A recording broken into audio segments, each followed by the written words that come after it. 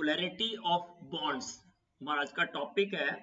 तो जैसे फोरम ने बोला कि उसको जो क्वेश्चन में डाउट था that I will cover now, के क्वेश्चन था अपने पास NH2 negative,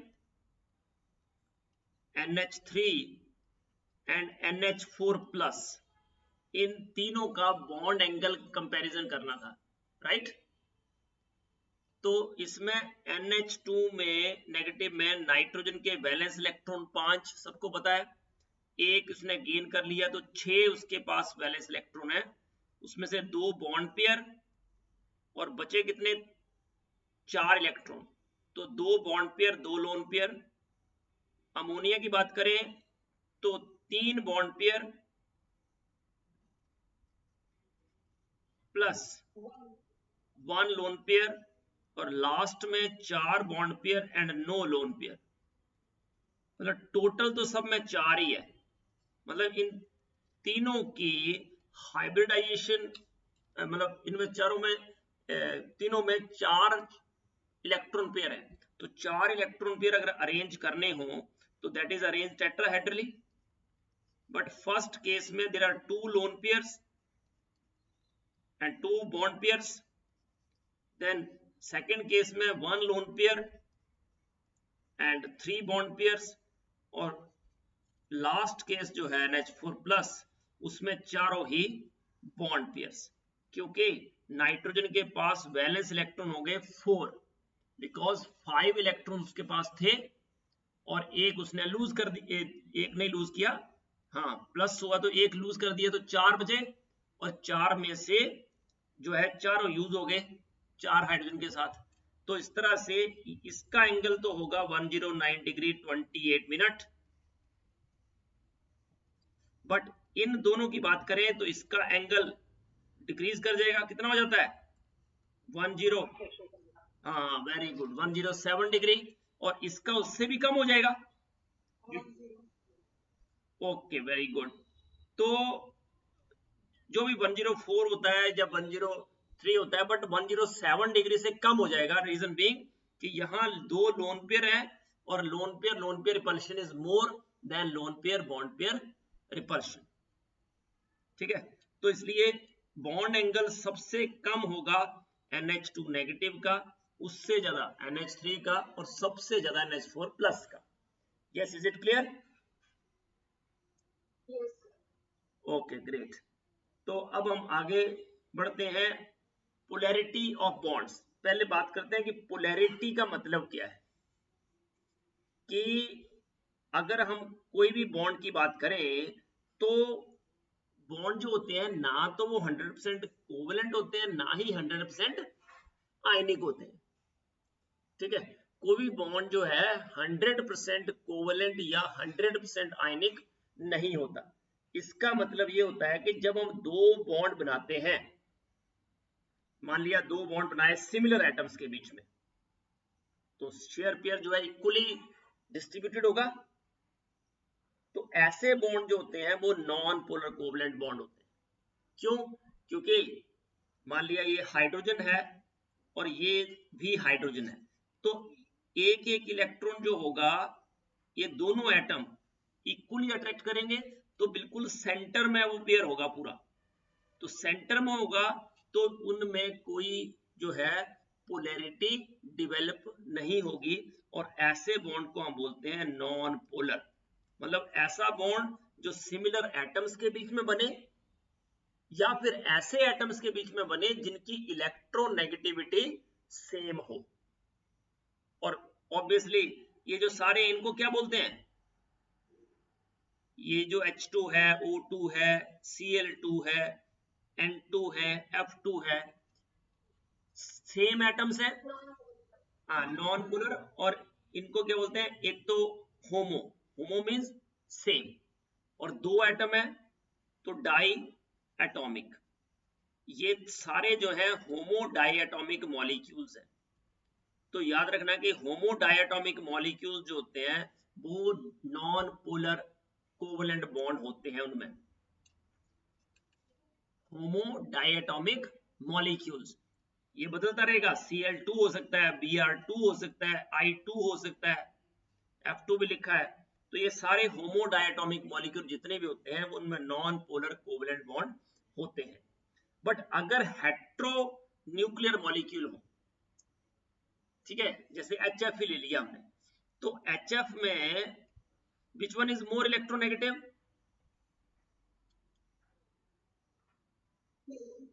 fluorine, very good, fluorine is more electronegative. तो दैट्स वाई इलेक्ट्रॉन पेयर जो है ना वो फ्लोरीन की तरफ ज्यादा होगा, शेयर्ड पेयर मिड में नहीं होगा, ये इन दोनों के बीच में नहीं होगा, वो किसकी तरफ होगा? फ्लोरीन की तरफ। तो ऐसा लगेगा जैसे फ्लोरीन ने वो इलेक्ट्रॉन पेयर ले लिया है, तो फ्लोरीन पे चार्ज क्या आएगा? Partial negative. पता है जो इलेक्ट्रॉन गेन करते हैं उन पे नेगेटिव चार्ज आता है, और जो लूज करते हैं उन पे पॉजिटिव। तो यहाँ पार्शियल नेगेटिव और पार्शियल पॉजिटिव चार्ज आएगा, ठीक है। अगर कोई एडमिट होना चाहेगा तो मुझे बता देना, क्योंकि मैं बिल्कुल स्क्रीन है मेरे सामने, ठीक है। ओके, तो ये जो ऐसा बॉन्ड होगा, ऐसे बॉन्ड को क्या बोलेंगे? Polar covalent bond. कैसा बॉन्ड है ये? Polar covalent bond. और इस पोलराइजेशन हो गई इसमें, तो इस तरह से मॉलिक्यूल में दो पोल बने, एक पॉजिटिव पोल, एक नेगेटिव पोल, और इसको बोलते हैं डाइपोल। और इस डाइपोल जो है उसकी एक होती है मूवमेंट जिसको बोलते हैं डाइपोल मूवमेंट। क्या बोलते हैं उसको? Dipole movement. और डाइपोल मूवमेंट जो है इस तरह से एग्जिस्ट करता है। देखो, इलेक्ट्रॉन की डेंसिटी जो है वो फ्लोरीन की तरफ ज्यादा है, हाइड्रोजन से इलेक्ट्रॉन पेयर दूर जा रहा है और फ्लोरीन की तरफ जा रहा है, तो फ्लोरीन पे आ जाएगा पार्शियल नेगेटिव और हाइड्रोजन पे पार्शियल पॉजिटिव। और जो डाइपोल मूवमेंट है that is equal to product of the charge. जितना पॉजिटिव चार्ज डेवलप होगा उतना ही नेगेटिव, तो magnitude of the charge into distance of separation. इन दोनों के बीच में कितनी डिस्टेंस है, दोनों पोल्स के बीच में, पॉजिटिव और नेगेटिव पोल्स के बीच में, उसको हम बोलते हैं डाइपोल मूवमेंट। और ये एक वेक्टर क्वांटिटी है। वेक्टर और स्केलर पढ़ा है कि डायरेक्शन जिसकी होती है उसको वेक्टर क्वांटिटी बोलते हैं। तो वेक्टर का जो डायरेक्शन होता है that is from positive to negative, more electronegative की तरफ उसकी डायरेक्शन होती है। तो देखो डाइपोल मूवमेंट जो है that is product of the charge and a distance of separation. Length जो है दोनों के बीच की जो डिस्टेंस है पोल्स के बीच में, ठीक है। और डाइपोल मूवमेंट को हम जो यूनिट यूज करते हैं that is debye, capital D use करते हैं। और 1 डिवाई जो होता है that is 3.33 into 10⁻⁻30 coulomb metre, या 1.0 इंटू 10⁻18 ESU सेंटीमीटर। ये आपको याद रखना है, it is very very important, क्योंकि कॉम्पिटिटिव एग्जाम में डायरेक्ट आपको पूछ सकता है वो कि 1 डिवाई इज इक्वल टू ये वैल्यू कूलम मीटर में और ESU सेंटीमीटर में, दोनों याद रखनी है। कूलम सबको पता है, it is SI unit of charge, but ESU बहुत सारे लोगों को पता नहीं होगा। तो अभी सुन लो, जो इलेक्ट्रॉन पे चार्ज होता है, मैग्नीट्यूड ऑफ चार्ज लिख रहा हूं, इतने कूलम होता है 1.602 इंटू 10⁻⁻19 कूलम। और यही चार्ज अगर मुझे इलेक्ट्रोस्टैटिक यूनिट में लिखना है, इलेक्ट्रोस्टैटिक यूनिट जो होती है that is CGS unit of charge, और इसकी वैल्यू होती है बेटा 4.8 इंटू 10⁻⁻10 ESU। ये नोट कर लो कि चार्ज जो है 1 unit positive, 1 unit charge on the electron, negative charge होता है ना, तो माइनस होगा, पर मैं मैग्नीट्यूड लिख रहा हूं ना, तो 1 यूनिट नेगेटिव चार्ज जो इलेक्ट्रॉन पे है that is 1.602 into 10⁻⁻19 coulomb and 4.8 into 10⁻⁻10 ESU। Okay, अब ये जो डाइपोल मूवमेंट है मैंने अभी बताया आपको, it is a vector quantity, और ये जो वेक्टर क्वांटिटी है it is denoted by a small arrow with tail. Tail किस पे होगी? पॉजिटिव सेंटर पे, और हेड जो है that is toward the negative centre. मतलब इस तरह से आप डिनोट करते हैं इसको। देख लो, ये एरो लगाया, यहां पॉजिटिव साइड में टेल और नेगेटिव साइड में head. This arrow is also important कि किस तरफ एरो होगा, नेगेटिव की साइड एरो होगा, डायरेक्शन उसकी। नाउ अब देखो, होमो डायटोमिक है या हेट्रो डायटोमिक, जैसे HF HCl क्या लिखे हमने, हेट्रो डायटोमिक। तो होमो डायटोमिक का पता है कोई पोल नहीं बनेगा, इसलिए डाइपोल मोमेंट 0। हेट्रो डायटोमिक में क्लियर हो गया कि इलेक्ट्रोनेगेटिविटी डिफरेंस होता है, जो मोर इलेक्ट्रोनेगेटिव है उस पे नेगेटिव चार्ज होता है, जो लेस इलेक्ट्रोनेगेटिव है उस पे पॉजिटिव चार्ज होता है, और नेगेटिव की तरफ एरो होता है, और it is a polar covalent bond. अब बात करते हैं अगर पॉलीएटॉमिक मॉलिक्यूल्स है, तो अगर पॉलीएटॉमिक मॉलिक्यूल्स हैं तो उस केस में जो इंडिविजुअल मूवमेंट्स हैं बॉन्ड्स के, दैट विल नॉट डिसाइड कि वो उसका डाइपोल मूवमेंट होगा कि नहीं होगा, बट उनकी स्पेस में जो अरेंजमेंट है, स्पेशल अरेंजमेंट, देखो स्पेशल अरेंजमेंट, स्पेशल अरेंजमेंट का मतलब स्पेस में उनकी अरेंजमेंट, दैट विल डिसाइड। ठीक है, जैसे मैं यहां एग्जांपल लिखता हूं, लेट अस से वी हैव कार्बन डाइऑक्साइड। अब कार्बन डाइऑक्साइड का कितने बॉन्ड पेयर है बेटा इसमें?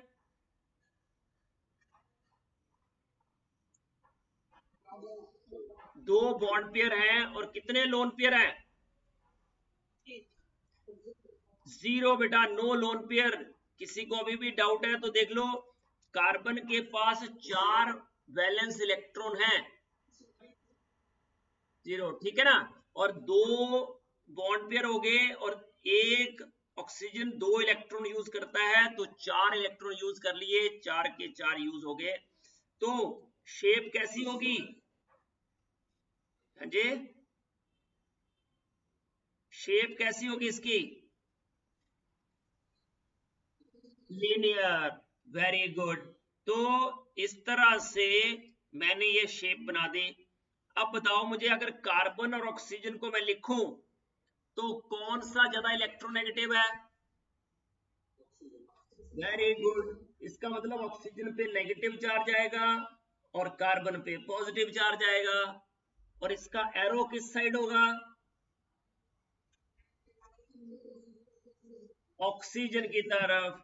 तो अब मैं CO2 पे आता हूं। अगर मेरे पास CO होता, सिर्फ CO, तो ये पोलर कोवेलेंट बॉन्ड है, सामने दिख रहा है कि 2 पोल बन रहे हैं। अब मैं CO2 में देखूं तो इसमें भी 2 पोलर बॉन्ड्स हैं, बट अगर मैं उनकी डायरेक्शन देखूं तो एक CO अगर प्लस x साइड है तो दूसरा CO माइनस x साइड जा रहा है, और दोनों का ऑब्वियसली CO बॉन्ड्स है दोनों, तो दोनों की पोलैरिटी क्या होगी? सेम। इसलिए पोलैरिटी ड्यू टू 1 CO, ध्यान से सुन लो इसको, polarity due to 1 CO is cancelled by polarity due to other CO due to symmetrical arrangement of double bonds। CO bonds जो इसका नेट डाइपोल मोमेंट होगा दैट इज 0, क्योंकि इसको अगर मैं बोलूं कि प्लस x डाइपोल मोमेंट है तो ये कितना हो जाएगा? माइनस x, क्योंकि डायरेक्शन चेंज हो रही है, अपोजिट हो रही है जस्ट 180 डिग्री पे, इसलिए net value of CO2 is 0। और जिसका डाइपोल मोमेंट 0 होता है वो नॉन पोलर मॉलिक्यूल है। अब देखो, ये बहुत सारे बच्चों को कंफ्यूजन होता है कि सर CO में तो 2 पोलर बॉन्ड्स हैं, तो CO में पोलर बॉन्ड है तो आपने इसको नॉन पोलर कैसे बोल दिया? बॉन्ड तो है ना पोलर, चाहे कहीं भी हो, बट कहीं भी हो उससे मतलब नहीं है, बट अगर वो अपोजिट साइड है तो नेट जीरो हो जाएगा, और अगर नेट जीरो है तो वो नॉन पोलर मॉलिक्यूल होगा, बॉन्ड नहीं। बॉन्ड तो पोलर ही रहेंगे but molecule as a whole becomes non polar. ये जो है पॉइंट टू बी नोटेड कि कोई भी ऐसा बॉन्ड हो जिसमें रेगुलर ज्योमेट्री हो तो उसका डाइपोल मोमेंट होता है जीरो। तो डाइपोल मोमेंट जो है पॉलीएटॉमिक मॉलिक्यूल्स में, you know, it is a vector sum of the dipole moments. जैसे H2O की बात की जाए तो H2O में आपको पता है कि दो बॉन्ड पेयर होते हैं और दो लोन पेयर, इस तरह से होता है, यहां दो लोन पेयर होंगे। तो OH बॉन्ड्स जो है वो स्ट्रक्चर इसका बेंड होता है, तो इस तरह से ये जो दो लोन पेयर हैं, अब देखो लोन पेयर की पोलैरिटी लोन पेयर की तरफ ही होती है, तो देखो लोन पेयर की पोलैरिटी भी अप साइड, OH की पोलैरिटी भी O की साइड, तो इस तरह से नेट पोलैरिटी जो है वो रिजल्टेंट डाइपोल मोमेंट जो है वो सामने की साइड होगा, और इसका जो नेट वैल्यू होगा, इसका मतलब ये डाइपोल मोमेंट जीरो नहीं होगा। तो ये कैसा मॉलिक्यूल हुआ? Yes, it is a polar molecule. Now come to BF3। अब BF3 में आपने पढ़ा था तीन बॉन्ड पेयर होते हैं, कोई लोन पेयर नहीं होता, तो पोलैरिटी ड्यू टू 1BF, और इन दोनों की नेट पोलैरिटी इस तरफ, तो इसका जो टोटल डाइपोल मोमेंट है वो जीरो आएगा। इन शॉर्ट में आपको बता देता हूं कि अगर कोई मॉलिक्यूल ऐसा है, पहली कंडीशन, मॉलिक्यूल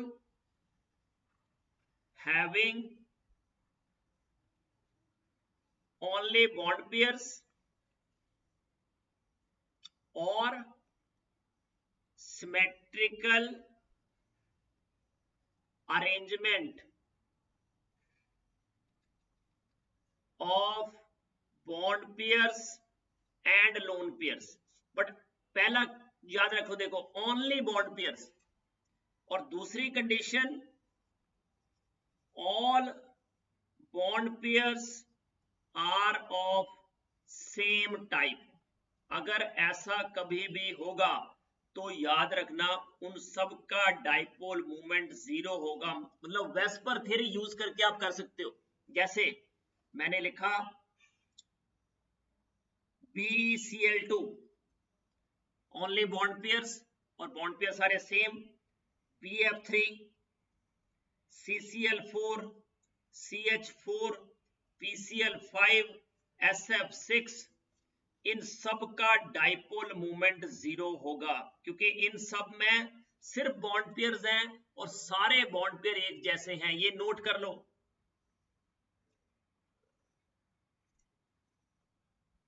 ऐसे मॉलिक्यूल जिसमें सिर्फ बॉन्ड पेयर हो और सारे बॉन्ड पेयर कैसे हो?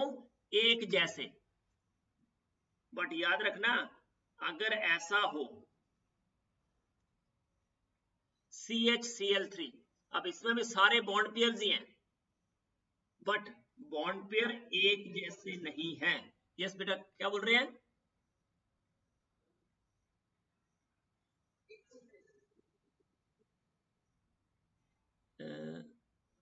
बेटा अब पीछे से आवाज आ रही थी ना, आई डिडंट गेट, क्या बोल रहे हैं?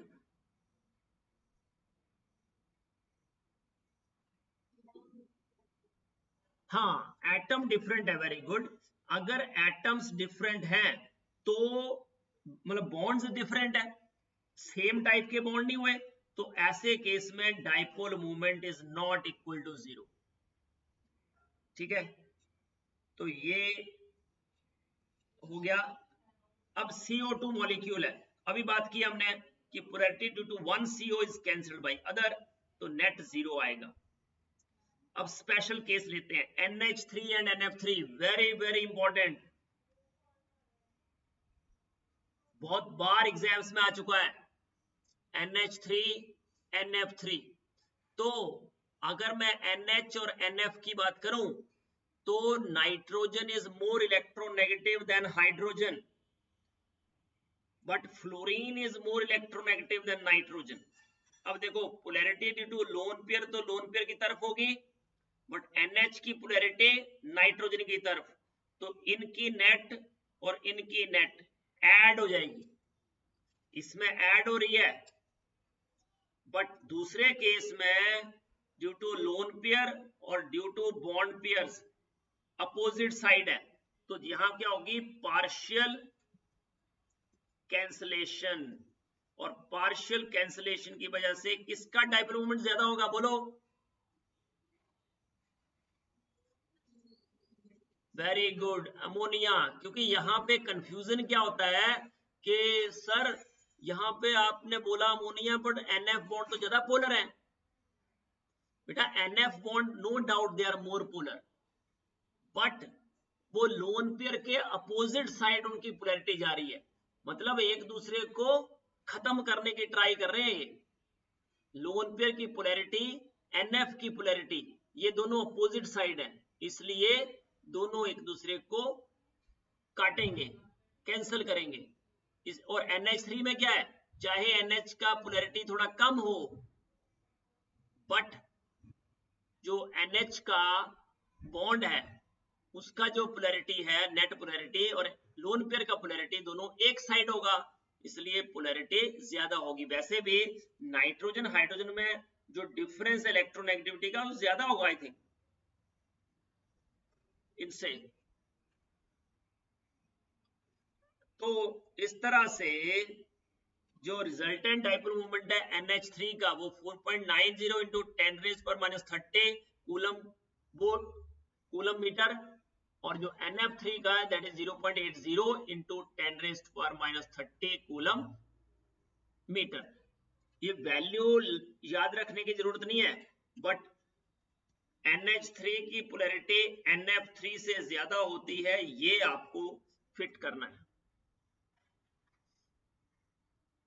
You know fluorine is more electronegative than hydrogen, तो हम ये सोच सकते हैं कि net dipole moment of ammonia is greater, but अभी हमने किया कि resultant moment of NH bonds that add up to the bond moments of the lone pair, but जो 3 NF बॉन्ड्स हैं they partly cancel the moment of lone pair. Okay, मुझे बताओ which of the following molecules will have zero dipole moment.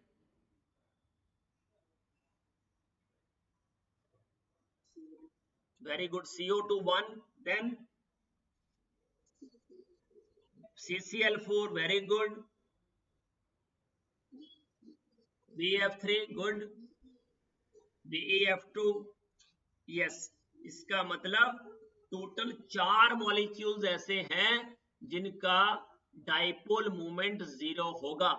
ये हमने बिना कुछ किए दिखा दिया, क्योंकि 2 बॉन्ड पेयर है, फिर 4 बॉन्ड पेयर है, 3 बॉन्ड पेयर है, 2 बॉन्ड पेयर है, और सारे बॉन्ड पेयर एक जैसे हैं, कोई लोन पेयर नहीं है। Okay, so this is the next question, decreasing order of dipole moment among CH3Cl, CH2Cl2, CHCl3। ये भी एक्सपेक्टेड क्वेश्चंस में से है, आ सकता है ये क्वेश्चन। तो हम स्टार्ट करते हैं मीथेन से। तो मैं अगर मीथेन लिखूं तो मीथेन का डाइपोल मोमेंट कितना है, 0। अब मैं एक क्लोरीन बनाता हूं, CHCl3 लिखा मैंने, तो obviously polarity due to 1 Cl और polarity due to CH bonds एक साइड होगी, एड अप हो जाएगी। बट अगर मैं ऐसा करूं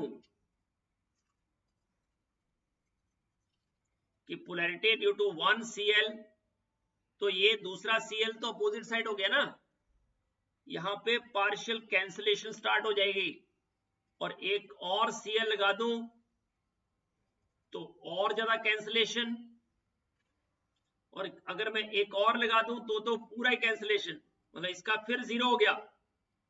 polarity due to this Cl is cancelled by net due to other three. तो इस तरह से जो CH3Cl की पोलैरिटी है वो CH2Cl2 से ज्यादा होगी, और CH2Cl2 की CHCl3 से ज्यादा होगी। तो समझ गए आप कि पोलैरिटी जो है सबसे ज्यादा किसकी होगी, CH3Cl की, उससे कम CH2Cl2 की, और उससे कम CHCl3 की। क्यों ऐसा होता है वो मैंने आपको बता दिया, क्योंकि polarity due to one Cl, यहाँ पे वो तीनों हाइड्रोजन उसको फेवर कर रहे हैं, बट जैसे क्लोरीन आएंगे अपोजिशन स्टार्ट हो जाएगा, कैंसिलेशन स्टार्ट हो जाएगी पार्शियल, और यहाँ पे तो कंप्लीट कैंसिलेशन हो जाएगी जब तीन क्लोरीन आ जाएंगे, और नेट फिर जीरो हो जाएगा, जैसा मीथेन का था वैसा ही CCl4 का। और बीच में ये जो है ऑर्डर, जैसे क्लोरीन बढ़ेंगे, अब ऐसा लगेगा हमें पहले फर्स्ट इंस्टेंस में कि क्लोरीन बढ़ रहे हैं, पोलर बॉन्ड बढ़ रहे हैं जी, पोलर बॉन्ड बढ़ रहे हैं तो डाइपोल मोमेंट बढ़ना चाहिए, बट ऐसा नहीं है। क्यों नहीं है वो मैंने आपको दिखाया कि एक Cl लगाओ पहले और फिर H सामने लगाओ, फिर जैसे ही Cl लगाओगे आपको समझ आता जाएगा कि कैंसिलेशन होना शुरू हो गया, सेम साइड नहीं है। चलो, polar covalent bond, covalent molecule is, yes बेटा, which one is polar covalent molecule? HCl, क्योंकि बाकी सारे जो हैं they are homo diatomic molecules. तो होमो डाइएटॉमिक मॉलिक्यूल्स का मतलब क्या होता है, homo means same, di means दो एटम्स, दो ही एटम हो और सेम हो, तो उन सब का डाइपोल मोमेंट होता है जीरो, और ये मॉलिक्यूल होते हैं नॉन पोलर, और ये जो है इसको बोलेंगे हेट्रो डाइएटॉमिक मॉलिक्यूल, जिसका net dipole moment is not equal to zero, it is always polar. One divide,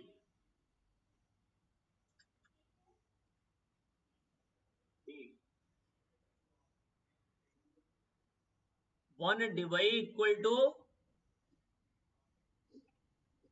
बेटा ये भी देखना है, कूलम मीटर है वो, हाँ बी होगा, क्योंकि ESU सेंटीमीटर होता तो ये आंसर था, ठीक है, which is correct statement.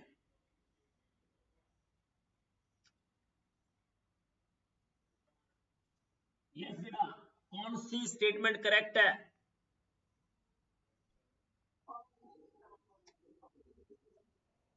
Very good, इसका मतलब सारे आप लोग सुन रहे हैं अच्छे से। ये हमने अभी किया कि अमोनिया का डाइपोल मोमेंट NF3 से ज्यादा होता है, BF3 CO2 CCl4 सारे ही रेगुलर ज्योमेट्री वाले मॉलिक्यूल्स हैं, सिमेट्रिकली अरेंज हैं, इसलिए ऑल ऑफ द अबव। अब this is the question from GSET 2011, which of the following molecules is having non-zero dipole moment? Very good, बिल्कुल इजी सा question था कि CH4BF3CO2 सारे ही रेगुलर ज्योमेट्री वाले मॉलिक्यूल्स हैं, all have bond pairs, no lone pair, पर NF3 में एक लोन पेयर है और तीन बॉन्ड पेयर है। This is the question, though this question doesn't belong to this chapter, but क्योंकि उन बच्चों ने मेहनत की थी इसको सेपरेट करने के लिए, इसलिए मैंने यही रख दिया है। तो मैं थोड़ा सा बता देता हूं कि वॉन डेर वाल्स इंटरेक्शन जो है वो किस पे डिपेंड करते हैं? वॉन डेर वाल्स इंटरेक्शन जो है they are directly proportional to first molecular mass, directly proportional to number of electrons, directly proportional to size. अगर ऑर्गेनिक में चले जाएं तो इनवर्सली प्रोपोर्शनल टू ब्रांचिंग। और ये वॉन डेर वाल्स इंटरेक्शन और we can say dispersion forces, specially dispersion forces, they are for non polar molecules. तो ये सारे जो है कैसे मॉलिक्यूल्स हैं? नॉन पोलर, क्योंकि सारे होमोडायटोमिक है, fluorine, chlorine, bromine, iodine.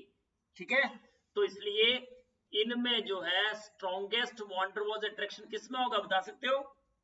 F2, very good, I2, क्योंकि I2 का साइज सबसे बड़ा है, मॉलिक्यूलर मास सबसे ज्यादा है, नंबर ऑफ इलेक्ट्रॉन्स भी सबसे ज्यादा है, इसलिए I2। ये जो ब्रांचिंग वाला मैंने लिखा है दैट इज फॉर किसके लिए होगा? ये ऑर्गेनिक मॉलिक्यूल्स में, नॉर्मल प्रोपेन, आइसोप्रोपेन, ऐसे करके पढ़ते हैं, आगे करेंगे ऑर्गेनिक में जब आप जाओगे। तो answer is D. Dipole movement की एप्लीकेशंस, बहुत सारी एप्लीकेशंस है, फ्यू आर कवर्ड, और लास्ट में टाइम बचेगा तो और बताऊंगा मैं आपको। पहले तो predict the nature of molecule. तो मॉलिक्यूल का नेचर कैसे प्रेडिक्ट कर सकते हैं कि अगर किसी मॉलिक्यूल का डाइपोल मूवमेंट 0 है तो वो होगा नॉन पोलर मॉलिक्यूल, और अगर 0 नहीं है तो वो होगा पोलर मॉलिक्यूल। तो that is the first prediction. और अगर पोलैरिटी किसी बॉन्ड की हमें प्रेडिक्ट करनी है तो जिसका डाइपोल मोमेंट हायर होगा उसका पोलर कैरेक्टर हायर होगा। जैसे एग्जांपल लेते हैं हम कि अपने पास HF, HCl, HBr and HI। तो देखो HF का डाइपोल मोमेंट देखो 1.91, HCl का 1.03, HBr का 0.8, HI का 0.4। तो इसका मतलब HF बॉन्ड जो है दैट इज हाईली पोलर और HI bond is least polar.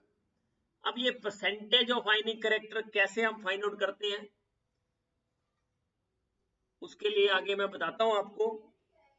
फिर हम इससे शेप भी हम डिटरमिन कर सकते हैं कि अगर रिजल्टेंट डाइपोल मोमेंट 0 है इसका मतलब ज्योमेट्री कैसी है, रेगुलर ज्योमेट्री है, और अगर रिजल्टेंट डाइपोल मोमेंट नॉट 0 है तो इररेगुलर ज्योमेट्री है। तो शेप भी आप इससे बता सकते हो। अब बताता हूं मैं आपको परसेंटेज कैसे निकालते हैं किसी के भी आयनिक कैरेक्टर जो है, किसी कोवलेंट बॉन्ड में कितना आयनिक कैरेक्टर है, that we can predict by using this formula. तो परसेंटेज ऑफ आयनिक कैरेक्टर जो है that is equal to observed dipole moment divided by dipole moment for 100% ionic character. अब ये फॉर्मूला आपको learn करना है क्योंकि इस पे क्वेश्चन आने का चांसेस है, परसेंटेज ऑफ आयनिक कैरेक्टर, क्योंकि अभी जो जीसेट का लेवल जैसे बढ़ रहा है उसमें ऐसा क्वेश्चन आ सकता है। और ऑब्जर्व्ड डाइपोल मूवमेंट से हम उस पे कितना चार्ज डेवलप हुआ है वो भी फाइंड आउट कर सकते हैं। तो इससे रिलेटेड एक क्वेश्चन करते हैं, जैसे हमने पीछे लिया ना HF, इसका डाइपोल मूवमेंट है 1.91। चलो HF का फाइंड आउट करते हैं, ठीक है। तो HF के लिए हमने लिख दिया कि ऑब्जर्व्ड डाइपोल मूवमेंट है 1.91 D। तो इसका अगर मुझे 100% आयनिक कैरेक्टर का डाइपोल मोमेंट निकालना है तो that is Q into D। अगर मुझे डिस्टेंस पता है तो इसका वैल्यू जो है Q का कितना रख दूंगा मैं, क्योंकि डिवाई में है ना, तो डिवाई में HF को मुझे कन्वर्ट करना हो तो 1.91 इंटू 4 कितना था 1.0 इंटू 10⁻⁻18 ESU सेंटीमीटर, ये लिखूंगा मैं। और जो म्यू आयनिक है उसके लिए ये आ जाएगा 4.8 into 10⁻10 into distance in centimetre, क्योंकि ये जो है ये किसमें आया ESU में, और डिस्टेंस जो भी दी है उसको सेंटीमीटर में लिखूंगा, डिवाइड करूंगा and I will get percentage of ionic character. Okay, now Fajans rule. Fajans rule जो है ये क्या बोलता है कि कोई भी, अगेन वही चीज कि कोई भी बॉन्ड 100% आयनिक या कोवलेंट नहीं होता। तो अगर हमें किसी भी बॉन्ड का नेचर प्रेडिक्ट करना है तो फिजान जो है that introduce some empirical rules. तो रूल्स क्या है कि पहला रूल बोलता है कि कैटायनिक साइज जैसे जैसे बढ़ेगा तो आयनिक नेचर जो है बॉन्ड का वो भी इंक्रीज करेगा with increase in cationic size, मतलब साइज ऑफ द कैटायन जो है वो क्या होना चाहिए लार्ज। फॉर एग्जाम्पल हमारे पास मान लिया Na, lithium, sodium, potassium, rubidium, caesium है, तो आपको पता है कि कैटायन का साइज डाउन द ग्रुप क्या होता है इंक्रीज। तो ये साइज जैसे से बढ़ेगा वैसे वैसे आयनिक कैरेक्टर भी बढ़ेगा, इसलिए लिथियम के कंपाउंड जो होते हैं जनरली कोवलेंट होते हैं, क्योंकि लिथियम पॉजिटिव की जो पोलराइजिंग पावर है वो हाई होती है। पोलराइजिंग पावर क्या होती है कि जो नेगेटिव चार्ज है उसको कितना वो अपनी तरफ अट्रैक्ट करता है, उसको बोलते हैं पोलराइजिंग पावर। तो पोलराइजिंग पावर जो है कैटायन की that is directly proportional, inversely proportional to size of the cation. Very good, ठीक है। तो कैटायन का साइज जितना छोटा होगा उसमें कोवलेंट कैरेक्टर उतना ज्यादा होगा। तो याद रखना ये पोलराइजिंग पावर मैं लिख रहा हूं, polarising power inversely proportional to size of cation. इसका मतलब पोलराइजिंग पावर सबसे ज्यादा लिथियम की और सबसे कम सीजियम की, इसलिए सीजियम के कंपाउंड ज्यादा आयनिक होंगे और लिथियम के कंपाउंड ज्यादा कोवलेंट होंगे। दूसरा एनायन का साइज, तो size of the anion should be small. जितना साइज एनायन का स्मॉल होगा उतना ही ज्यादा आयनिक कैरेक्टर होगा, और अगर एनायन का साइज बड़ा है तो उतना ज्यादा वो कोवलेंट होगा। जैसे मैंने लिखा एन, सोडियम सेम है, देखो cation is same, but fluoride, chloride, bromide, iodide, तो इनमें से फ्लोराइड सबसे स्मॉल है इसलिए इसका आयनिक कैरेक्टर सबसे ज्यादा होगा, और कोवलेंट कैरेक्टर सबसे ज्यादा होगा सोडियम आयोडाइड का, ठीक है। तो कैटायन और एनायन और both having smaller charges favours the formation of ionic bond. तो जो चार्ज है जितना कम होगा, देखो ए पॉजिटिव, A2 पॉजिटिव, मुझे बताओ सबसे छोटा साइज किसका है A2। वेरी गुड, जितना पॉजिटिव चार्ज ज्यादा उतना ही स्मॉल। वैसे ही अगर नेगेटिव की बात करें तो जितना नेगेटिव चार्ज, ये साइज हो गया ना, जितना नेगेटिव चार्ज ज्यादा उतना ही बड़ा साइज। तो हायर चार्ज अगर होगा, जितना कैटायन पे हायर चार्ज होगा उतना ही स्मॉल होगा, और जितना एनायन पे हायर चार्ज होगा उतना ही लार्ज होगा। इसलिए स्मॉलर चार्ज जो है दैट फेवर्स आयनिक कैरेक्टर, और higher charge favours covalent character. तो देखो NaCl, MgCl2, AlCl3, SiCl4, sodium पे +1, Mg पे +2, एल्यूमिनियम पे +3 और सिलिकॉन पे +4। तो जैसे जैसे हायर चार्ज होगा कोवलेंट कैरेक्टर बढ़ेगा और आयनिक कैरेक्टर क्या होगा, कम। तो लास्ट क्या है, cation with inert gas configuration that forms ionic compounds. और cation with pseudo inert gas configuration, ये सूडो इनर्ट गैस कॉन्फ़िगरेशन क्या होती है, जिसमें D10 कॉन्फ़िगरेशन हो, इनर्ट गैस और D10, इनर्ट गैस के साथ D10, तो दे फेवर्स कोवलेंट बॉन्ड फॉर्मेशन। जैसे Na+ है, in Na+ Cl negative has an inert gas configuration, but in CuCl Cu1+ जो है that acquire novel pseudo novel gas configuration, क्योंकि copper क्या होता है, आर्गन 3D10 4s1, और कॉपर 1+ क्या हो जाएगा, आर्गन 3D10। तो ये कौन सी कॉन्फ़िगरेशन होगी, सूडो नोवल गैस कॉन्फ़िगरेशन।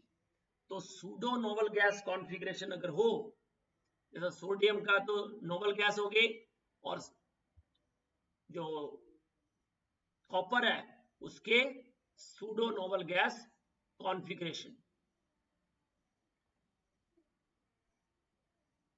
तो according to Fajans rules, covalent character is most favored in, बेटा 29।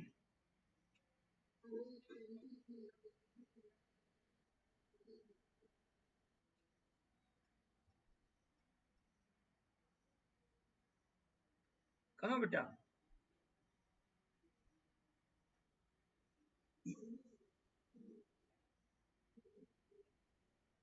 29 ही ना बेटा।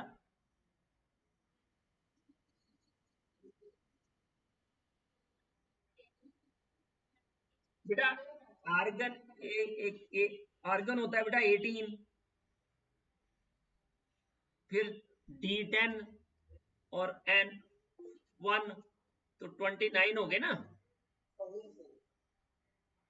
आप, मुझे लग रहा है यहाँ पे प्रॉब्लम हो रही होगी आपको कि आर्गन आप 20 गिन रहे हो गलती से।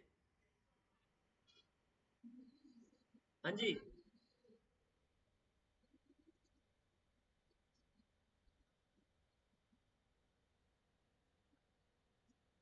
अच्छा, ओके, यू मीन टू से कि एक्सेप्शनल इलेक्ट्रॉनिक कॉन्फ़िगरेशन होती है। We have already written it. See, copper वैसे क्या होना चाहिए, argon 4s2 3d9, but one of the electron from 4s जो है that is shifted to 3d, ठीक है ना। क्रोमियम और कॉपर की एक्सेप्शन है ना, ये 4s1 3d5 और कॉपर 4s1 3d10, ठीक है। हाँ जी,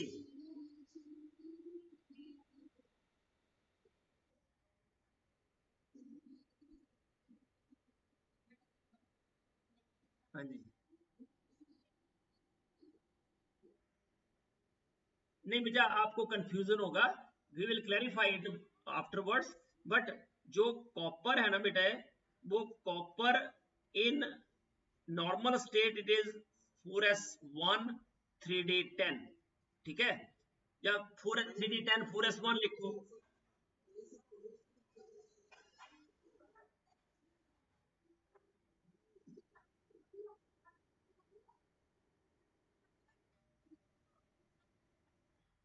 तो पुत्र ऐसा है कि जो कॉपर है that is exceptional electronic configuration, one of the electron from 4s is shifted to d orbital, इसलिए it is 4s1 3d10, ठीक है। आप लोग ना अपने बुक में कंफर्म कर लेना, और जब कॉपर 1+ बनता है तो it is 3d10, और जब कॉपर 2+ बनता है तो इट इज 3d9, ठीक है, keep in mind it is due to, बेटा ऐसा है कि कॉपर में 29 इलेक्ट्रॉन्स है, अगर हम ऐसे लिखें तो 18 इसके है ना, 18 के बाद अगर मैं 2 इसमें रख दूं तो 20 हो गए, 20 के बाद इसमें कितने आने चाहिए 9, तो ये कॉन्फ़िगरेशन होनी चाहिए, एक्सपेक्टेड कॉन्फ़िगरेशन है ये, ठीक है, दिस इज, बट एक्चुअल में क्या होता है कि one of the electron from 4s is shifted to 3d to have extra stability, ठीक है, आपको कंफ्यूजन हो गया होगा बेटा, ठीक है, okay. Now, according to Fajans rule, covalent character is most favored by,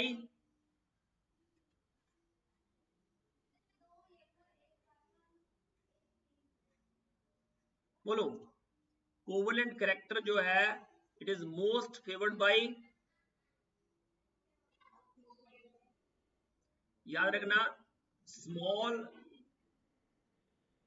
small size of cation, second large size of anion, third higher charge,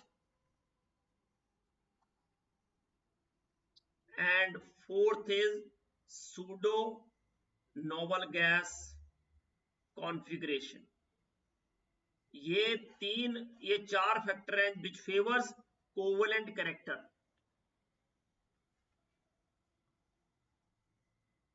ionic nature of bond is lowest इन,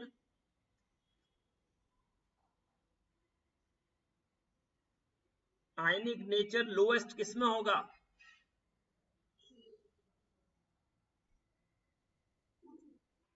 बेटा lowest not highest,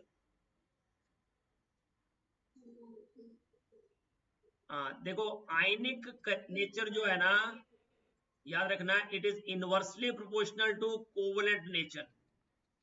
ionic nature lowest मतलब covalent जो nature है that is highest,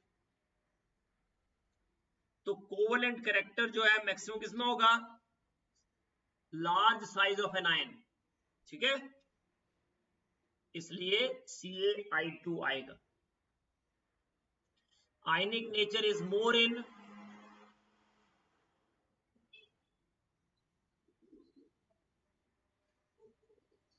AgF, very good. The compound with more covalent character,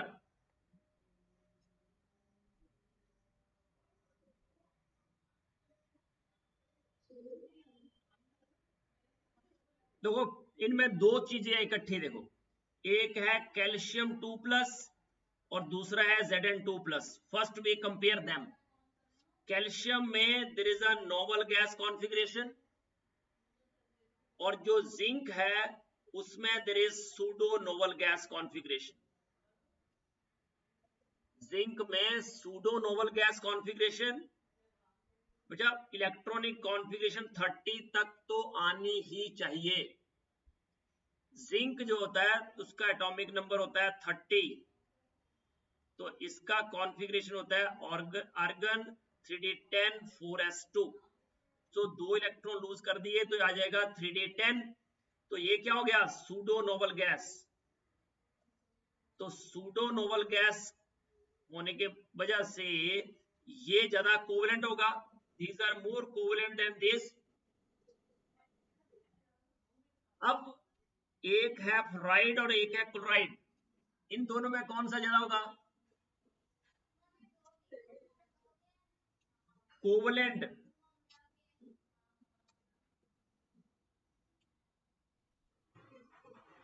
बेटा small size of cation, large size of anion, small size of cation favour करता है और large size of anion. तो anion कौन सा बड़ा है, फ्लोराइड या क्लोराइड, क्लोराइड, इसलिए ZnCl2 होगा।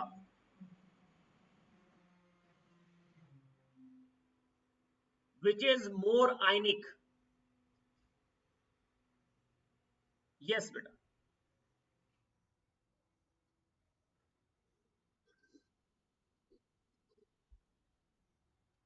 बेटा मोर आयनिक, मुझे लग रहा है ये कंसेप्ट आपको अच्छे से आया नहीं। मोर आयनिक, नॉट मोर कोवलेंट। हाँ, बार बार लिख रहा हूं मैं कि कोवलेंट कैरेक्टर जो है वो फेवर होता है by small size of cation. तो आयनिक कैरेक्टर कौन फेवर करेगा? Large size of anion. तो इसलिए caesium fluoride is more ionic. चलो इसमें बोलो, विच वन इज मोर आयनिक? ध्यान से देख के सोच समझ के बोलना है जी। NaF, very good, you got it right now this time, क्योंकि small size of cation, large size of anion favours covalent character. तो आयनिक कैरेक्टर के लिए क्या होगा? Small size of anion. Okay, polarising power पे एक क्वेश्चन आया हुआ है GSET 2019 में। Identify the correct sequence which represents the increasing order of polarising power of the cationic species. तो मैंने अभी आपको पोलराइजिंग पावर के बारे में बात करी थी कि पोलराइजिंग पावर जो है that is inversely proportional to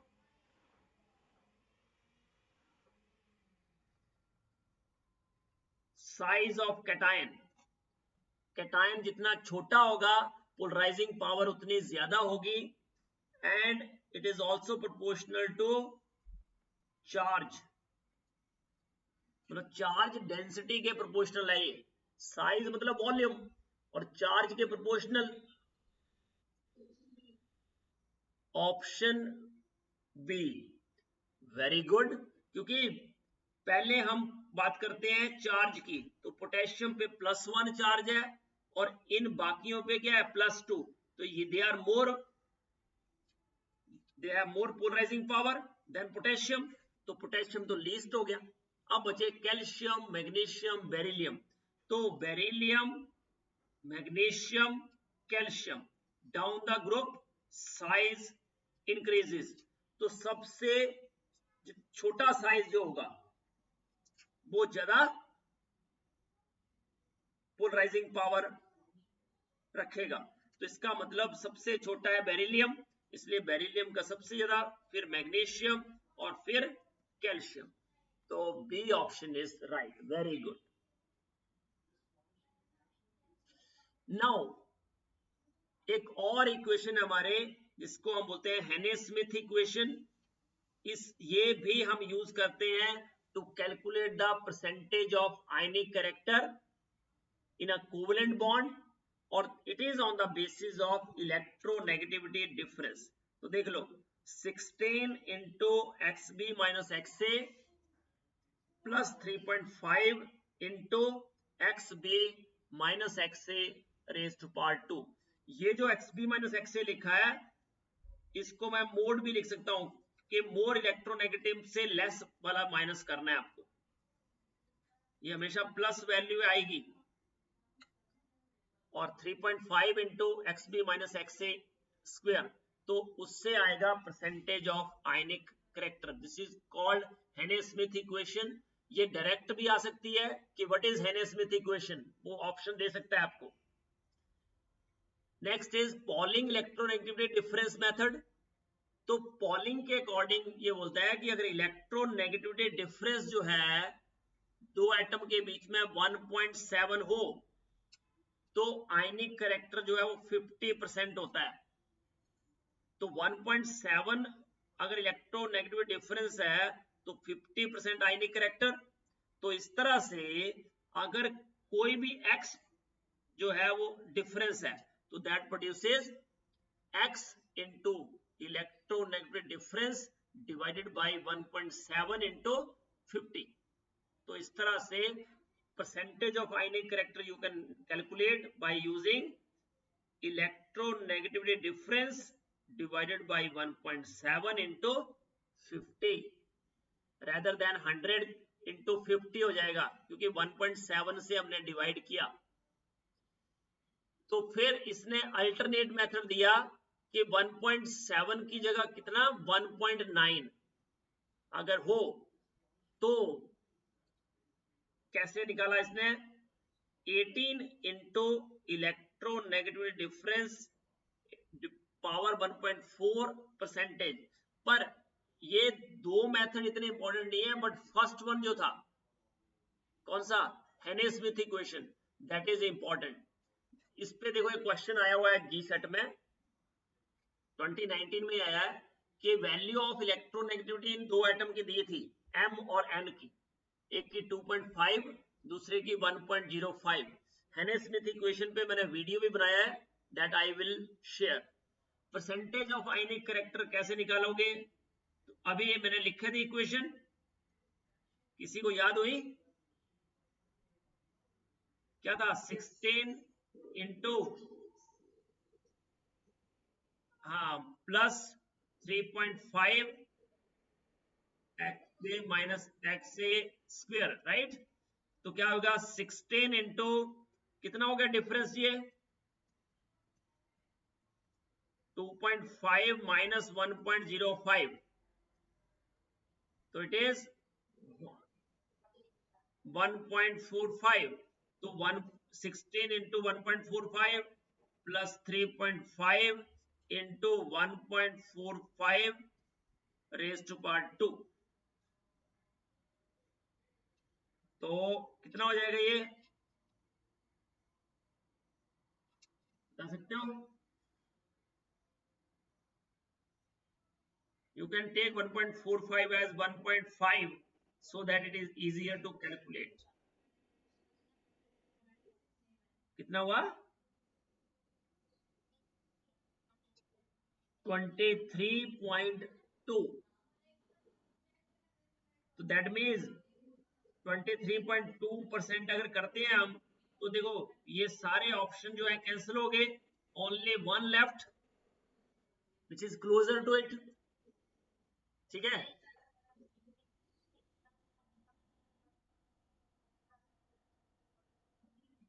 O sorry, इसका 23.2 प्लस नेक्स्ट, अच्छा तो बिल्कुल नियर बाई आ गया, तो कितना हो गया ये 30.55, that means there is a tie now कि 28.80 और 34.20 के तो बिल्कुल मिड वे आ गया ना ये, बट इट इज 34.28, अच्छा 28.8 मीन्स 29 हो गया ना ये, और ये 34, तो 30.5। हेलो, अभी सबको प्रॉब्लम हो रही है बेटा, हेलो क्लियर आ रही है, मतलब आपके नेटवर्क इशू होगा, थोड़ा इशू है।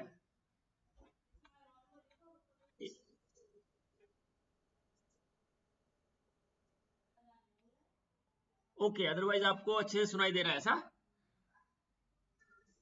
ओके ओके, चलो जिसको थोड़ा क्लैरिटी नहीं आ रही है just try to adjust, okay done. तो अब हम क्या बात कर रहे थे कि 30.5 है ना, तो it is close to 29, right, क्योंकि 34 इससे दूर है, इसलिए हम इस तरफ जाएंगे 28.8 की तरफ, ठीक है। आंसर भी उसने ए ही दिया था, क्योंकि 30.5 मीन्स वेरी क्लोज टू ए।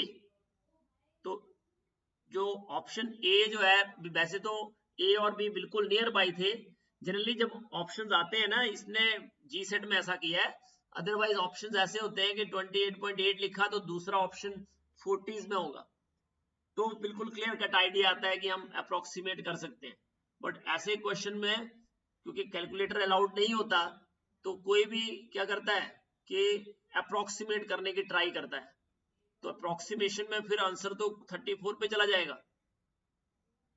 तो एनी हाउ इसका आंसर ये दिया है, पर हेने स्मिथ इक्वेशन यूज हो रही है इसमें, तो हेने स्मिथ इक्वेशन जो है आपको याद होनी चाहिए।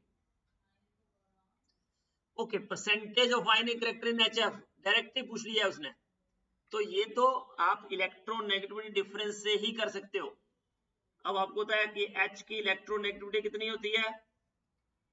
चलो मैं आपको बता देता हूं, इलेक्ट्रोनेगेटिविटी याद करने का तरीका बता देता हूं। हाइड्रोजन की इलेक्ट्रोनेगेटिविटी तो 2.1 याद रखनी है आपको। Lithium, beryllium, boron, carbon, nitrogen, oxygen, fluorine, इसको याद करने के लिए आपको क्या करना है कि लिथियम 1.0, ये मैं पॉलिंग स्केल की बात कर रहा हूं, और फिर 0.5 ऐड करते जाओ।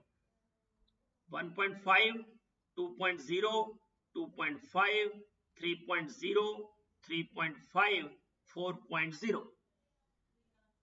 फिर आ जाओ sodium, magnesium, aluminium, silicon, phosphorus, sulphur, chlorine.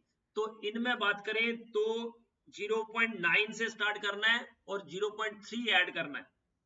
1.2, 1.5, 1.8, 2.1, यहां तक 0.3 ऐड करना है, और सल्फर और क्लोरीन में पहले 0.4 ऐड करना है और फिर 0.5 ऐड करना है। तो बस इतने से अगर याद रखोगे आप तो अपना काम हो जाएगा जितना हमें चाहिए। ये इलेक्ट्रोनेगेटिविटी आपको याद रखनी है। हाइड्रोजन का 2.1, लिथियम का 1.0, फिर 0.5 ऐड करो फ्लोरीन तक, सोडियम का 0.9, और फिर क्या ऐड करो 0.3, कहां तक, फास्फोरस तक, और सल्फर में 0.4, क्लोरीन में 0.5, ब्रोमीन आयोडीन का ऐसे याद कर लो 2.8, 2.4। तो ये इलेक्ट्रोनेगेटिविटी अगर आपको याद है तो कहीं भी आपको इलेक्ट्रोनेगेटिविटी के रिस्पेक्ट में प्रॉब्लम नहीं आएगी। ओके, तो आगे बढ़ते हैं। 2.1 इसकी इलेक्ट्रोनेगेटिविटी है और फ्लोरीन की क्या है 4.0। कितना डिफरेंस हुआ, ये जी सेट तो 4, H और F में डिफरेंस कितना हुआ, 1.9, पर मैंने आपको लिखवाया था अभी कि परसेंटेज जो पॉलिंग इलेक्ट्रोनेगेटिविटी स्केल है उसके बेस पे पॉलिंग वाला फॉर्मूला बताया था ना कि 1.7 अगर हो डिफरेंस इलेक्ट्रोनेगेटिविटी में, 1.7 डिफरेंस हो तो 50% आयनिक करैक्टर होता है, बताया था ना बेटा। ए हम इसलिए नहीं बोल रहे हैं, मैं इसका ऑप्शन इसने सी दिया है, इसलिए दिया है क्योंकि 1.7 जो है वो 50% कोवलेंट और 50% आयनिक होता है, ठीक है। तो 1.7 से थोड़ा सा ज्यादा है ना, ये 1.9 है, इसलिए 56% आएगा, मतलब 50% से थोड़ा सा ज्यादा। बट आगे इसने 58 भी लिखा है ना। तो ये क्वेश्चन जो है ना इसने ऐसे पूछे हैं जिनमें मतलब कंफ्यूजन होगा ही बच्चे को, और बच्चा राइट आंसर लिखेगा ही नहीं। बिल्कुल सही बोला आपने।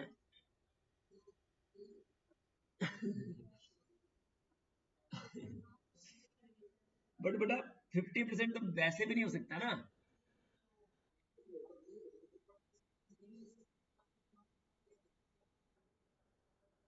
बिल्कुल सही जवाब है आपका। एक बेटा माइक ऑफ करना।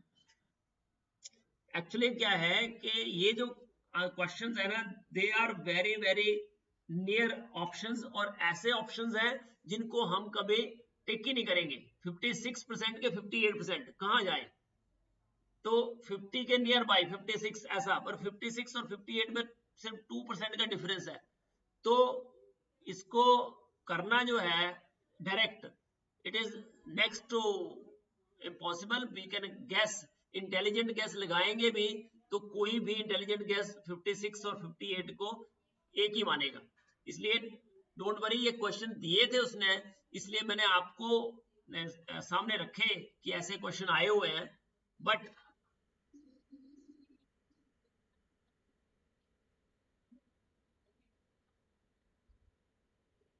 अच्छा, हेने स्मिथ इक्वेशन से आ रहा है, तो मुझे लगता है कि वो हेने स्मिथ इक्वेशन को ही पकड़ के रखा है उसने, है ना? क्योंकि हेने स्मिथ इक्वेशन से कितना आया,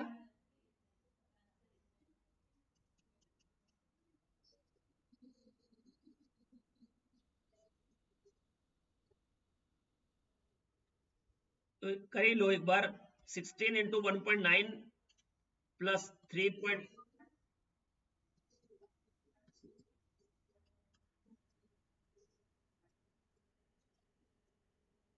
और ये कितना आया,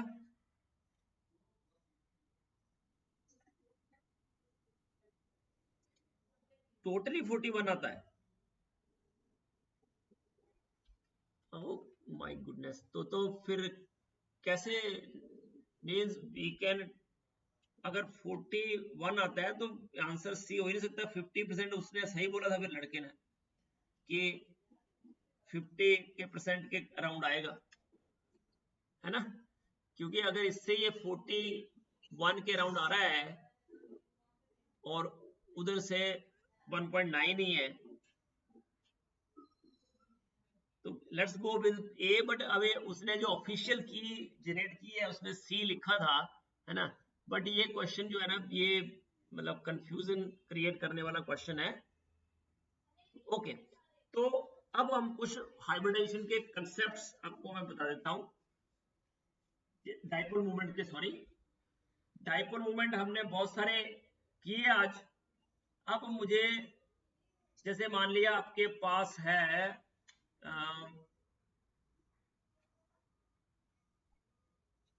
ऑर्गेनिक कंपाउंड्स हैं, एक है ऑर्थो,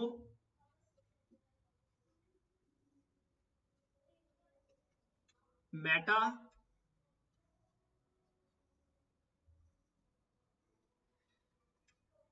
पैरा। तो बताओ किसका डाइपोल मोमेंट ज्यादा होगा?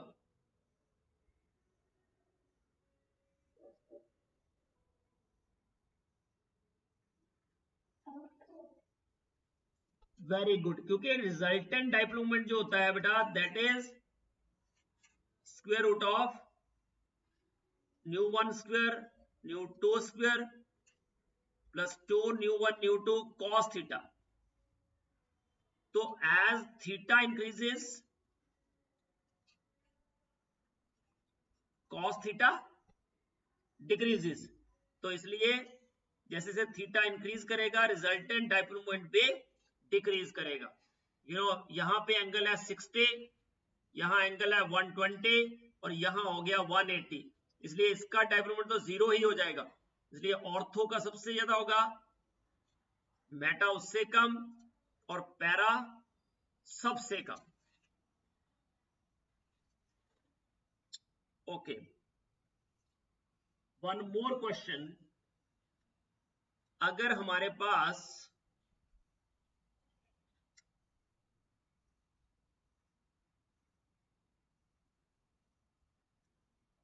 अब ये जो पहले लिखा मैंने, हेलोजन्स थे, दोनों क्या थे, इलेक्ट्रॉन विड्रॉइंग। ये दोनों जो थे, ये इनकी पोलैरिटी एक ही साइड थी, इसलिए इस तरह से हम कर पाए। अब अगर जो क्वेश्चन हम करने जा रहे हैं,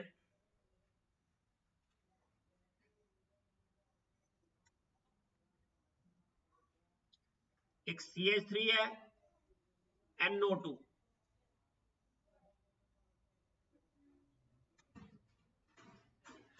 CH3 एक बार ऑर्थो पे NO2, एक बार पैरा पे, मेटा पे, और एक बार पैरा पे। इसको ध्यान से देखना क्योंकि ये आपके लिए आई थिंक कि नया क्वेश्चन होगा डाइपोल मोमेंट का। आई डोंट नो कि अगर आप लोगों ने किया है दैट्स गुड, ग्रेट, बट मुझे लगता है यहां तक कि सबके लिए ये नया क्वेश्चन होगा। अब मुझे बताओ कि मिथाइल का कौन सा इफेक्ट होता है, रिलीजिंग या विथड्रॉइंग?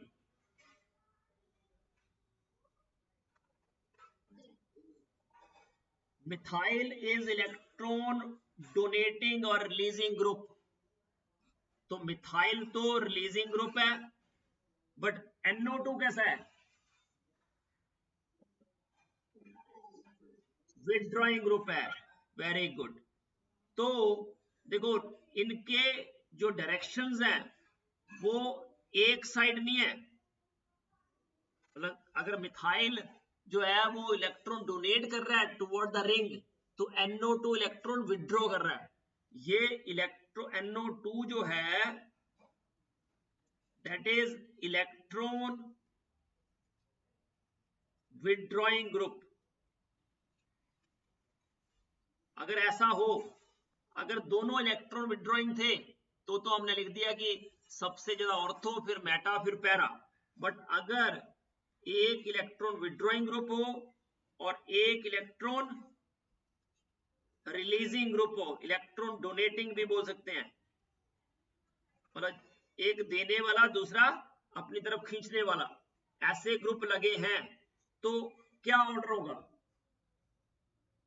किसका सबसे ज्यादा लग रहा है आपको? वेरी गुड, क्योंकि पैरा में देखो दोनों की डायरेक्शन एक साइड आ गई, तो इसलिए सबसे ज्यादा इसमें होगा पैरा, उससे कम मेटा, उससे कम ऑर्थो। तो ये पैरा, मेटा, ऑर्थो इस तरह से आ जाएगा। अगर दोनों इलेक्ट्रॉन विथड्रॉइंग थे तो हमने लिखा ऑर्थो, मेटा, पैरा, और अगर एक इलेक्ट्रॉन रिलीजिंग है, एक इलेक्ट्रॉन विथड्रॉइंग है, तो para, meta, ortho. Cis trans में आपको पता ही होगा। चलो एक और लिखते हैं,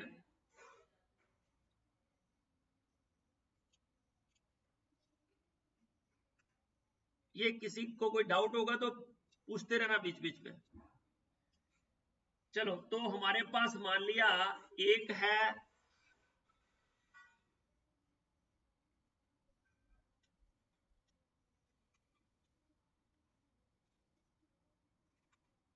ये कंपाउंड है, क्या बोलते हैं इसको?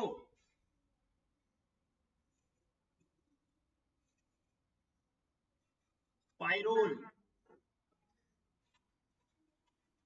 और दूसरा है फ्यूरान।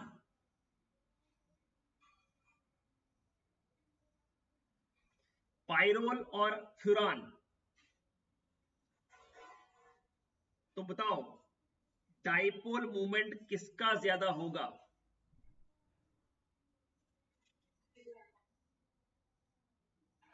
क्यों?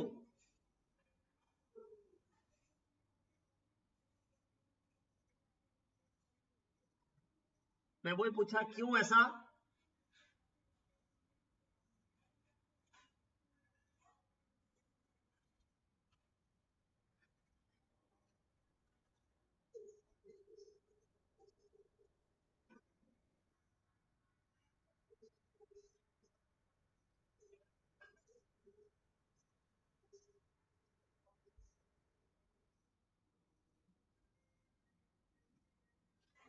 एक्चुअली डाइपोल मूवमेंट जो होता है वो पाइरोल का जो है वो ज्यादा होता है फ्यूरान से। अब क्यों ऐसा? क्योंकि इसमें जो नेट है, देखो लोन पेयर भी अपवर्ड और ये पाई बॉन्ड भी अपवर्ड, तो नेट अपवर्ड होगा। बट इसमें क्या होगा कि ये जो पाई बॉन्ड्स है वो तो अप है, बट ये लोन पेयर जो है दे आर डाउनवर्ड, तो नेट कैंसलेशन होगा इसमें, इसलिए डाइपोल मोमेंट जो है वो पाइरोल का जो है दैट इज मोर, क्योंकि पाई बॉन्ड का पोलैरिटी और लोन पेयर का पोलैरिटी दोनों एक साइड होंगे, क्योंकि नीचे तो NH है और NH का वेट नाइट्रोजन की तरफ होगा। बट इस केस में, फ्यूरान के केस में, जो पाई बॉन्ड का पोलैरिटी है, लोन पेयर का पोलैरिटी है, वो पार्शियल कैंसलेशन होगा, अपोजिट साइड होंगे, इसलिए ऐसा होता है। ये नोट कर लो, पाइरोल और फ्यूरान में पाइरोल का डाइपोल मोमेंट जो है that is greater than furan. Okay, एक और करते हैं, ये सारे मतलब एडवांस लेवल की चीजें बता रहा हूं, हो सकता है ऐसा क्वेश्चन आए ना।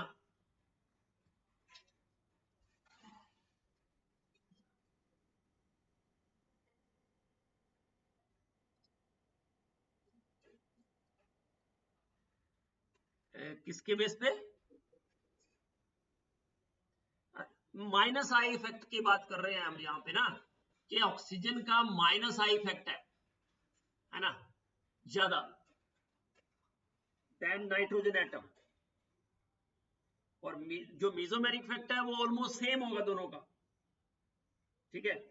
तो इसलिए नेट जो पोलैरिटी है ऑक्सीजन की तरफ होगी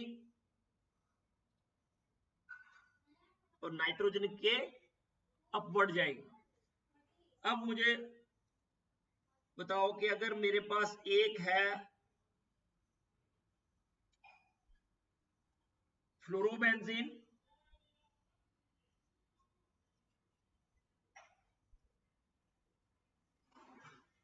दूसरा है क्लोरोबेंजीन,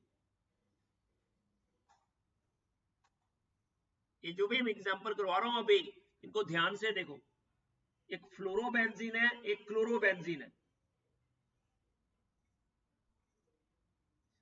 अब अगर इनको चेक करें हम, fluorine is more electronegative than chlorine, but at the same time दोनों रेजोनेंस शो करते हैं। जो इसमें रेजोनेंस होगा फ्लोरीन में, वो कौन सा होगा? फ्लोरीन का भी 2p और कार्बन का भी 2p, तो 2p pi 2p pi. But chlorine जब ये रेजोनेंस शो करेगा तो क्लोरीन का 3p पाई और कार्बन का 2p। जो ऑर्बिटल पाई बॉन्ड में इन्वॉल्व होंगे, फ्लोरीन के 2p 2p होंगे, फ्लोरीन का भी 2p, कार्बन का भी 2p। बट जब हम क्लोरोबेंजीन की बात करें तो क्लोरीन का 3p और कार्बन का 2p। तो बताओ कि 2p 2p ज्यादा इफेक्टिव होगा कि 3p 2p?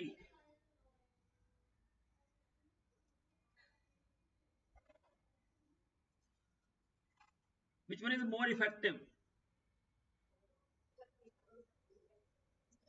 हाँ बेटा, जब ये हम बात कर रहे हैं माइनस आई इफेक्ट की, तो माइनस आई इफेक्ट पे जाए अगर, तो माइनस आई इफेक्ट तो फ्लोरीन का क्लोरीन से ज्यादा होगा, क्योंकि फ्लोरीन इज मोर इलेक्ट्रोनेगेटिव। अब आ जाओ प्लस आर की बात करो, तो फ्लोरीन क्लोरीन दोनों के पास लोन पेयर है, इसलिए दोनों प्लस आर इफेक्ट भी शो करेंगे। बट अगर हम प्लस आर की बात करें तो कौन ज्यादा प्लस आर शो करेगा, फ्लोरीन या क्लोरीन?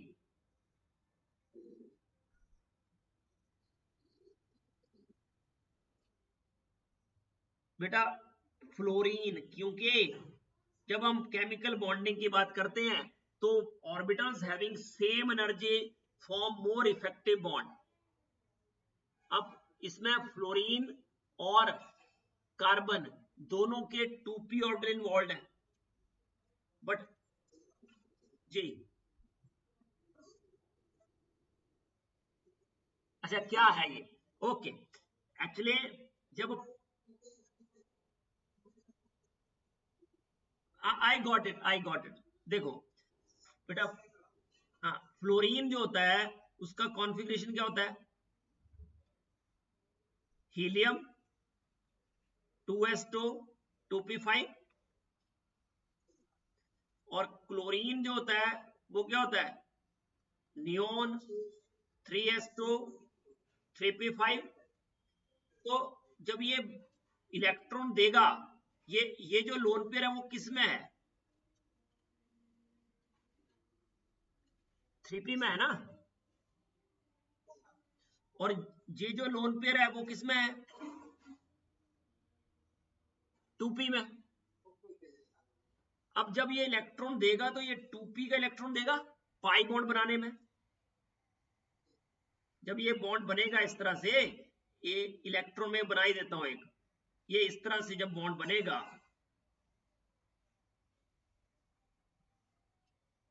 ये जो बॉन्ड बना, या क्लोरीन के केस में ये बॉन्ड बना, तो इसमें जो पाई बॉन्ड जो बना है उसमें क्लोरीन का कौन सा ऑर्बिटल इन्वॉल्व है? 3p, कार्बन का 2p। तो ऐसे बॉन्ड को ये पाई बॉन्ड बना, तो ये जो पाई बॉन्ड बना उसमें फ्लोरीन और कार्बन के 2p इन्वॉल्व है, बट क्लोरीन कार्बन में 3p और 2p। तो इस तरह से बोलते हैं p पाई बॉन्ड ना। तो एक का 2 दूसरे का 3 और सिमिलर जो ऑर्बिटल होते हैं, सिमिलर एनर्जी वाले, वो ज्यादा इफेक्टिव बॉन्ड बनाते हैं। जिनकी एनर्जी सेम होती है वो स्ट्रॉन्ग बॉन्ड बनाते हैं। ठीक है, तो प्लस आर इफेक्ट फ्लोरीन का ज्यादा है, क्लोरीन का कम है। अब नेट पोलैरिटी तो अपवर्ड ही होगी क्योंकि दोनों मोर इलेक्ट्रोनेगेटिव की वजह से, बट रेजोनेंस जो है वो इसकी पोलैरिटी को कम कर देगा due to more effective overlapping, या due to more effective bonding, due to more effective 2p pi as compared to 3p pi 2p pi due to more effective resonance। Resonance जो है वो ज्यादा इफेक्टिव होगी। किसमें ज्यादा इफेक्टिव होगी? Resonance जो है किसमें ज्यादा इफेक्टिव होगी? फ्लोरीन में। ठीक है, ये समझे बात को? माइनस आई इफेक्ट भी फ्लोरीन का ज्यादा था, but at the same time minus I effect भी ज्यादा था, बट प्लस आर भी ज्यादा है। इसलिए क्लोरोबेंजीन जो है that has higher dipole moment than fluorobenzene. ठीक है, तो दो कंसेप्ट मैंने आपको बताए हैं अभी तक, क्लोरोबेंजीन और दूसरा कौन सा बताया? इससे पहले बताया ना, पाइरोल और फ्यूरान, है ना? ओके, ये दो कंसेप्ट हो गए। थर्ड, ये है अपने पास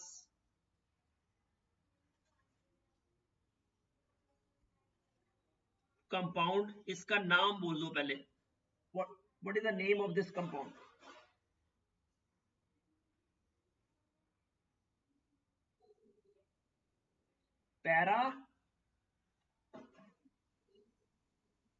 para nitroaniline. Very good, it is para nitroaniline. अब ये जो पैरा नाइट्रोएनिलीन है, इसमें आप बता सकते हो कि NH2 का कौन सा इफेक्ट है?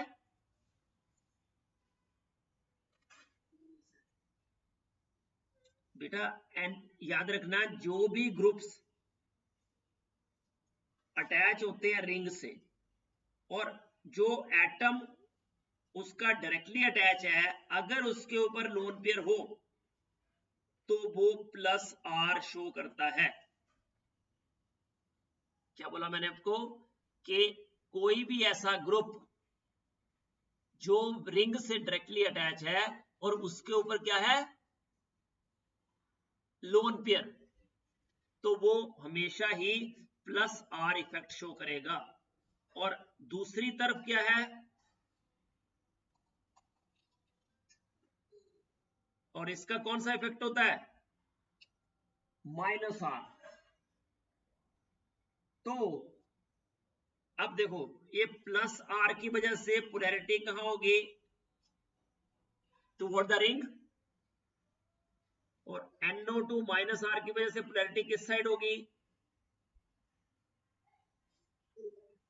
तो ये दोनों एक साइड हो गए। तो इस वजह से इसका जो डाइपोल मूवमेंट होता है that is extra ordinary large. Dipole movement जो है of para nitro aniline is extra ordinary large. क्यों लार्ज, समझ गए, क्योंकि दोनों की पोलैरिटी एक साइड है, NH2 की वजह से भी और NO2 की वजह से भी सेम साइड, तो net polarity is very high, large होती है।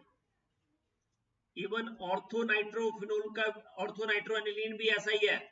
देखो ऑर्थोनाइट्रोएनिलीन, एनिलीन, ऑर्थोनाइट्रोएनिलीन,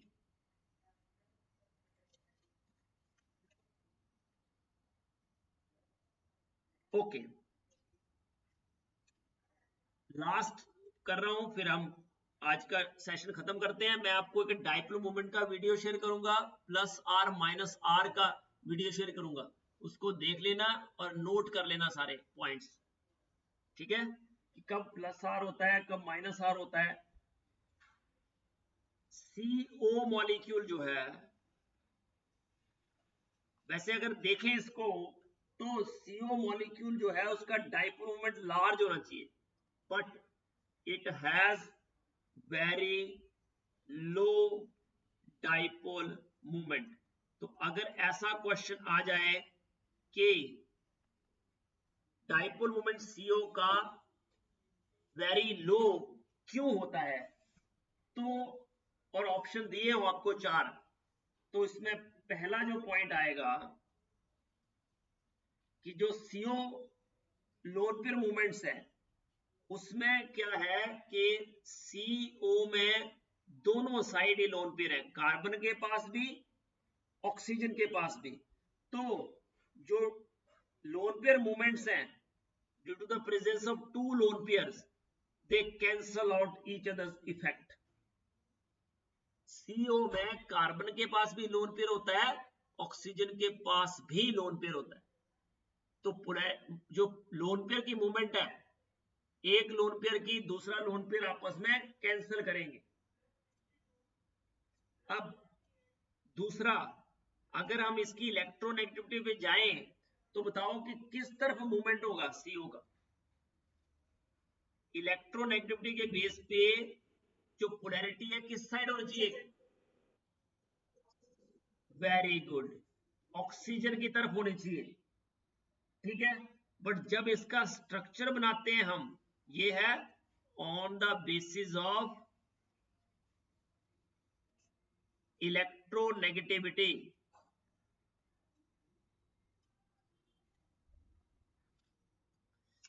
बट इसका स्ट्रक्चर बनाएं अगर हम, तो इस तरह से बनाते हैं स्ट्रक्चर।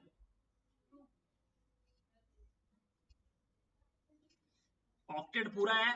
अब कार्बन के पास के ऊपर कितना क्या चार्ज आएगा, कार्बन के पास इलेक्ट्रॉन कितने होते हैं, 4, 4 के बाद 3 शेयर कर लिए, पार्शली पॉजिटिव या पार्शली नेगेटिव, कंप्लीट नेगेटिव आएगा बेटा, और इस पे कंप्लीट पॉजिटिव। जो आप बोल रहे हो वो सही बात है कि इस पे पार्शली पॉजिटिव होना चाहिए, पार्शली नेगेटिव होना चाहिए बिकॉज ऑफ द इलेक्ट्रोनेगेटिविटी, वो तो हमने ऊपर शो कर दिया। पर अब हम बात कर रहे हैं उसके लुईस डॉट स्ट्रक्चर की। बेटा हाँ जी।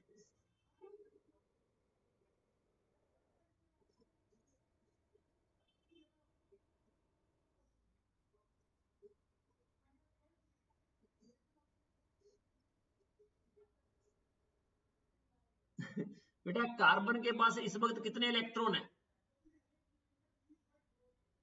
थर्ड स्ट्रक्चर में कार्बन के पास कितने इलेक्ट्रॉन है?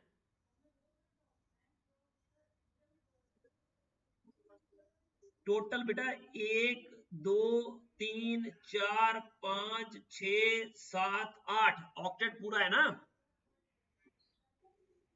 तो कार्बन के पास 4 इलेक्ट्रॉन होते हैं बैलेंस, और 3 उसने शेयर कर लिए, तो उसके पास कितने होने चाहिए?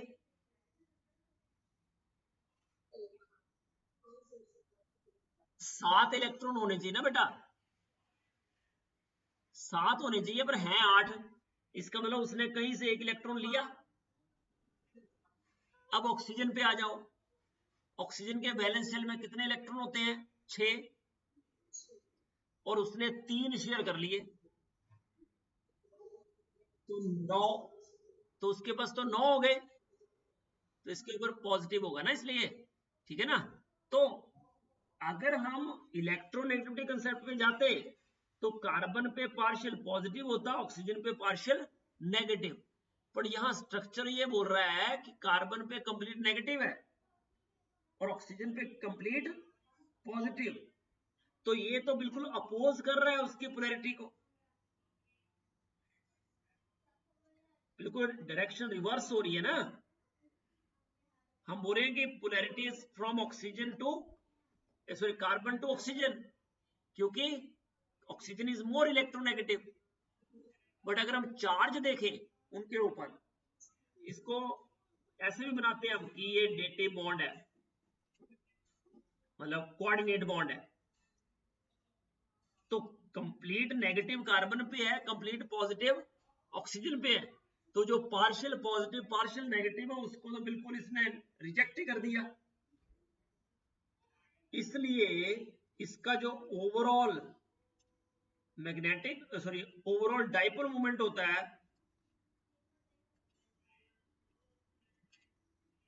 Is very less. ओवरऑल जो मूवमेंट है that is very very less.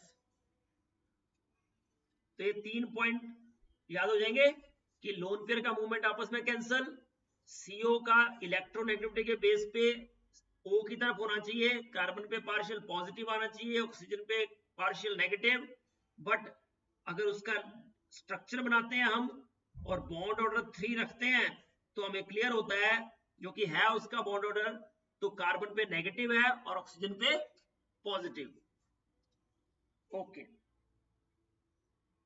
Then बस 2 मिनट और ले रहा हूं, देन वी विल स्टॉप। ये स्ट्रक्चर देखिए आपने, कौन से स्ट्रक्चर बोलते हैं इनको?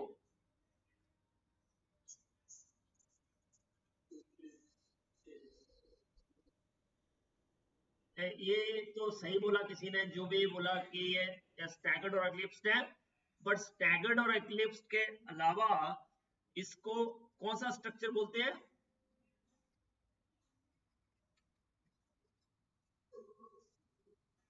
ये न्यूमैन है बेटा, 100 हॉर्स अलग होते हैं। ये न्यूमैन प्रोजेक्शन फॉर्मूले हैं। ठीक है, तो न्यूमैन प्रोजेक्शन फॉर्मूले हैं, और न्यूमैन फॉर्मूलाज में ये कौन कौन से स्ट्रक्चर है? पहला क्या है, कौन सी फॉर्म है ये? एंटी फॉर्म, क्योंकि क्लोरीन जस्ट अपोजिट है एक दूसरे के। बट इसमें क्लोरीन साइड बाय साइड है, तो इसको क्या बोलेंगे? गॉश फॉर्म और स्क्यू फॉर्म है ये दोनों स्टैगर्ड में ही। बट दो क्लोरीन को देखना है आपको। पहले में दोनों क्लोरीन जो है बिल्कुल अपोजिट साइड है, तो इसका जो है नेट मूवमेंट एंटी फॉर्म का क्या होगा? 0। और इसका 0 नहीं होगा, क्योंकि ये एक दूसरे के 60 डिग्री पे हैं, पर ये दोनों कहाँ हैं? जस्ट 180 पे। And this is more stable and this one is less stable.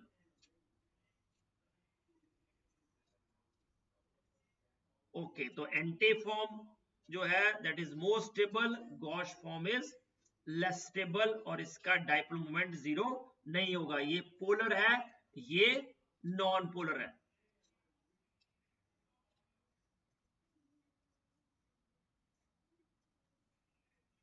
इसका हमने बोला कि डाइपोल मोमेंट क्या होता है? 0। वैसे ही अगर मैं साइनाइड लिखता हूं, साइनो, तो भी 0, बट जैसे ही मैं इसको ऐसे लिखूं,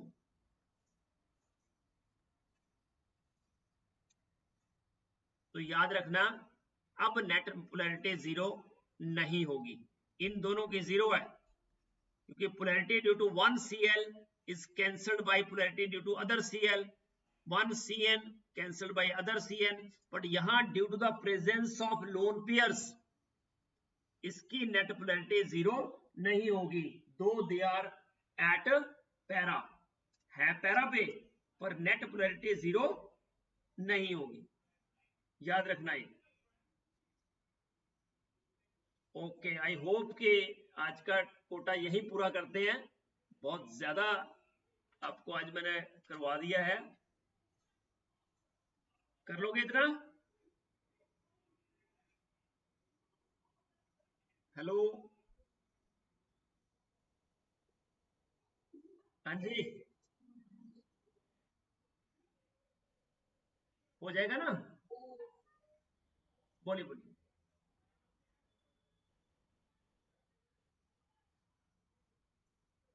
यस, कोई डाउट? ओके, तो इतना बेटा, अगर आपको लगे कि वीडियो दोबारा देखना है तो एक बार देख लेना, मैं अपलोड कर दूंगा थोड़ी देर में। और अच्छे से मेहनत करो, दम लगाओ।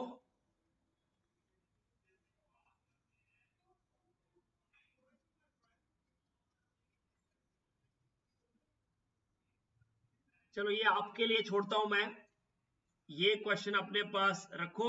ये नेक्स्ट क्लास में पहले सबसे पहले डिस्कस करेंगे इसको कि इन दोनों में से किसका डाइपोल मोमेंट ज्यादा है।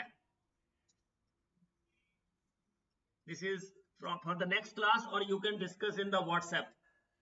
Okay? Okay, thank you so much to all of you. God bless you.